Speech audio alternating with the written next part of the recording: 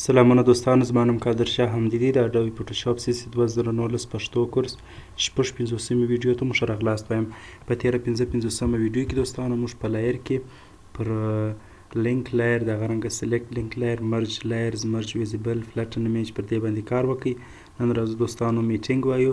میټینګ دوستانو څه کار کوي؟ د دې لپاره کارول کیږي دی لکه اوټر ګلو، یعنی د باندې یو ځلا چې ورکوي یو شي ته نه. اوټر ګلو موږ وویله په بلینډینګ اپشن کې.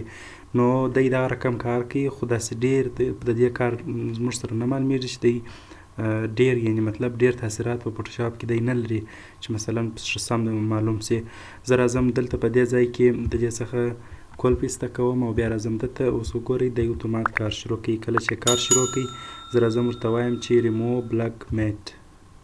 ګورئ اتومات به دی هغه تورې خانې ځینې توره ځلا څه شي کې ځینې ایسته کې، یا هم ډیفرینګ مثلا په دې ځای کې کولی شئ چې اندازه ورته وټاکئ 90 پکسله. اوکې، نو ډېر داسې زموږ سره نه کارول کېږي میټینګ. نو په دا خطر باندې زه تر دې تېرېږم، ځکه په فوټوشاپ کې ځینې اپشنونه داسې وي چې هغه کار کوي وي، خو کار یې مثلا سم نه معلومېږي چې دی څه کار کوي او موږ ته کوم عملیه سرته رسوي.